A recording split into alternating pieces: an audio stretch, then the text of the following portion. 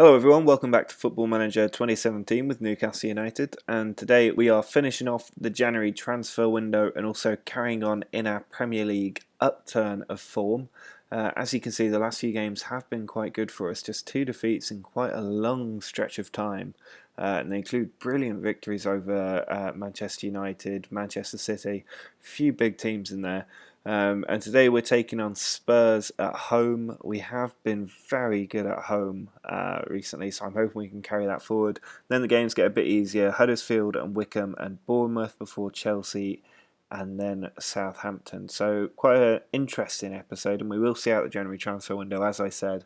Not expecting too much big business. If a good player comes up on the transfer list or I think might add value to the team, I'll bring them in. But otherwise, I'm quite happy with the squad that we've got. And for the team today against Spurs, we are leading with Origi, Pulisic and Campbell. Kovacic is partnered by Sigurdsson, who's starting to come back into the team with Lucas Silva behind them. Flanagan moving over to the left, so Chambers comes in on the right. Lascelles and Keane in the middle. Tim Krul continuing in goal, as Ospina is still out injured for another couple of weeks.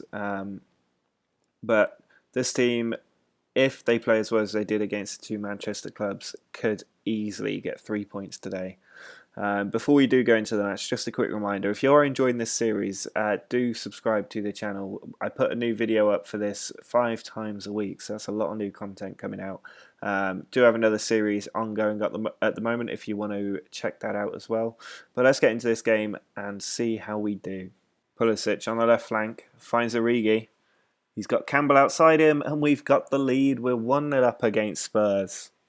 Corner from Pulisic. Finds Michael Keane, and Lucas Silva's there of all people to volley it in. His first goal of the season, and we're 2-0 up. Edwards finds Eriksson. Spurs trying to hit us on the break, but they've lost the ball, and now Origi can release Wijnaldum. He's got options in the middle, going himself, finds Origi, and Origi scores. It's 3-0, and this is a total demolition of Spurs. We've been absolutely imperious today, completely crushing Spurs. 3-0, fantastic performance, and it means that we're now up to 6th, which I think is a new peak that we've reached in this series. 6th place in the Premier League, 23 games in. We're guaranteed to be safe of relegation, so that is at least one thing off our mind. We only need 3 points from the next 15 games if that were to be a real worry. But the better news is that we're just 1 point behind 5th place, and that's kind of where I want to be. 5th or 6th is ideal. Following that excellent victory against Spurs, we are home again, this time against Huddersfield. I'm expecting us to pick up another 3 points. Not too many changes to the team. Wijnaldum coming in to play alongside Kovacic. Lukaku back in on the left flank, so Flanagan moves out to the right. Lowe swings a cross in, and there's Woodburn, and we're 1-0 down inside the first minute. We've conceded quite a few early goals this season. It's a little bit disappointing. Lukaku's throw, just 15 minutes left to us get back into this match, and here's Kovacic, who scores a screamer from the edge of the area, his first goal for us. What a time to get it. He might have rescued a point for us. We've got 15 minutes to look for the win. Free kick from Sigurdsson, sent out wide to Lukaku, into added time. There's Wijnaldum! And we've done it. We've turned around a 1-0 deficit at half-time. A 91st minute winner from Wijnaldum. I shifted him out to the right wing, and he's got the goal. Well, we might have made hard work of this victory, but it is a victory, and you can't deny it on the stats. Huddersfield had 2 shots, 1 on target. We had 24 shots, and we've come back, got the points, and moved up to 6th place in the table. The January transfer window has now closed. We didn't bring anybody else in. As you can see, Kovacic and Flanagan, the only players that we actually brought in. In terms of players out, though, there were 2 that left us. The first being Jordan Lukaku. He's gone for an initial 6.25 that might become as high as 8 million and should become as high as 8 million. I managed to negotiate them up a little bit on that. Not too worried about that one. We've got Flanagan and Gomez and Rahman, all of whom can play at left back. So it's not a major concern. He was a very good player for us in the matches that he did play, but he wasn't playing that frequently. We've also sold Matt Ritchie. I didn't really want to let him go, but he's come to me twice this season and asked to leave. So if a player comes to me twice in one season, that's usually a barometer that I'm not playing them enough. and should probably cash in. So that's what we did. Not as much as I would have liked for him because it was deadline day when he came to me, so 5.25 million. But I didn't want an unhappy player disrupting squad morale. He was a brilliant servant to us over the last three seasons, as you can see, getting over sort of 20 goals and assists in the first two seasons. Not that great last season. This season, he just hasn't played that much compared to some of the other players coming in on that right side, mainly Joel Campbell. So it's quite nice just to cash in. It reduces the size of the squad, which means less players and more playing time for those that are here. I imagine Wijnaldum will probably start a bit more often on the right flank now, but we've got other players that can do a job there if we need them. Patrick Bamford, for instance. So not too worried, and it should give some of these other players, such as Harrison Reed and Patrick Bamford, a bit more time on the bench. So in terms of the match today, David Ospina is back in goal. Chambers starting on the right with Gomez out on the left. Mangala is also back from injury, so a few players coming back to us. Vilhena is going to partner Kovacic in the centre, and then Divock Origi leading the line as our main striker. McQueen loses the ball to Vilhena, who's going on a run. He's got Joel Campbell out on his right. He sends the ball back into Vilhena. There's Origi. He's got Pulisic on his left. He can put the ball across. Just about keeps it in. Finds Vilhena. It's a good team goal, and we're 1-0 up. Pulisic puts a free kick in. It's come for Origi. Back to Lucas Silva on the volley, and he scores a second stunning goal in this episode. Origi over to Kovacic. Finds Joel Campbell out on the right. He puts the ball across. There's Origi on the header, and it's looped into that bottom corner. We're 3-0 up inside 26 minutes, and we are desperate for revenge after being knocked out the EFL Cup by Wickham. Vilhena runs past one defender and is tripped in the box. We've got another chance for a goal. It's Joel Campbell stepping up, who does score 4-0 inside half an hour. Kovacic finds Batshuayi. There's Reed. And it is 4-0. The job was done inside the first half an hour. We've got revenge for that embarrassing defeat in the EFL Cup to this team, and we are into the next round. Just the one change for the match back in the Premier League away at Bournemouth. It is John Flanagan coming in at left back, Chambers in at right back. Bournemouth currently struggling down in 18th place, looking at relegation, and we are on a great winning streak, so we can hopefully keep that going against a struggling team. Jordan Ibe puts the ball out wide to Max Gradel, who cuts it inside, and Wilson is there to give Bournemouth the lead, his 16th of the season, and we're 1-0 down. There's Max Gradel out on the right.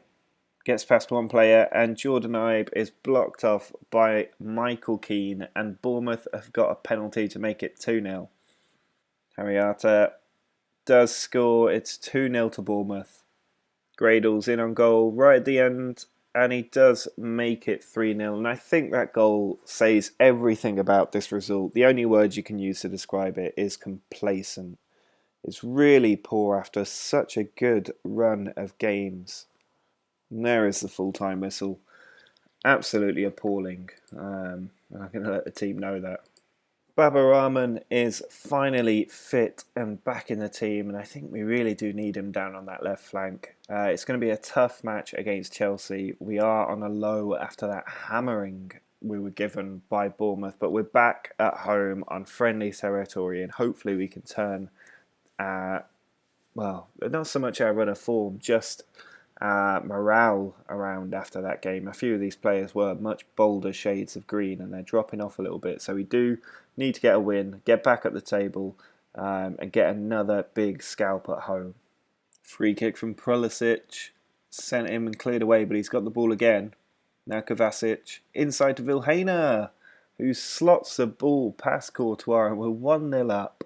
Azpilicueta's throw finds Hazard, and it's gone in. I don't even think that was Chicharito's goal. It was an own goal from Michael Keane. Corner from Atsu. Into the near post. It's headed down, but Batshuayi's there. Now Lucas Silva. He's done it. His third goal of the episode in the 84th minute gives us the lead. It looks like Lucas Silva's goal has done the damage. It's another big scalp at home, and St James's Park really is a fortress now. Our final match of the episode is an FA Cup 5th round tie against Hull. We've had a bit of the luck in the draw so far, no major teams, and we're at home for this one as well, with the opportunity of getting a place in the quarter-finals of the FA Cup. Pulisic back to Kovacic, now Vilhena inside to Origi, turning the defenders, goes for goal. What a goal from Divock Origi. He's hit double digits, and that was one heck of a way to do it. Lucas Silva, edge of the area, finds Origi. There's Joel Campbell, slots it home. We're 2-0 up and surely in the quarterfinals of the FA Cup. Gomez, out on the left, inside to Christian Atsu. He can whip the ball in from there. And there's Joel Campbell, and it's 3-0, the cherry on top of our little Sunday. And we are going into the quarterfinals. That is the full-time whistle. It's a very comprehensive victory for the team. We've done very well in that game, and we are now into the next round. The draw is just a couple of days away, so we'll stick around for that before ending this episode. Here is the draw for the quarterfinals of the FA Cup. Still a couple of big teams in there, but two of them are playing each other, and Liverpool are still not guaranteed a place through, and they're taking on Southampton.